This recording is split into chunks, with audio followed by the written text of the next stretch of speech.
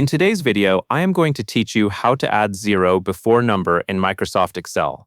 This is useful when you are working with values like zip codes, product codes, account numbers, or any data where the zero at the beginning needs to stay visible. By default, Excel removes leading zeros from numbers because it treats them as regular numeric values. To keep that zero in place, you first need to change the cell format to text.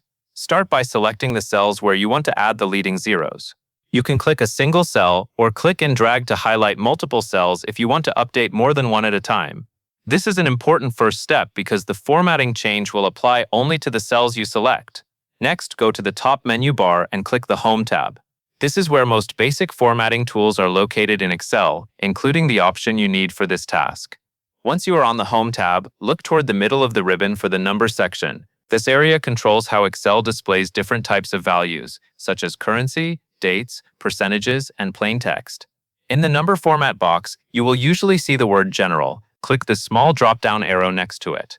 This opens a list of available formats for the selected cells. Scroll all the way down through that list and choose Text. Setting the cells to text tells Excel to treat anything you type as exact characters instead of automatically converting it into a number. That is what allows the zero at the beginning to remain visible.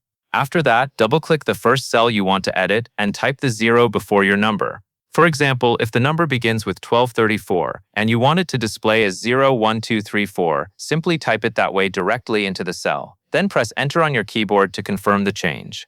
Excel will keep the zero because the cell is now formatted as text. If you are updating several cells, repeat the same typing process for each one after the format has been changed. The key idea is that formatting the cells as text must happen before entering or re-entering the values. That covers everything you need to know.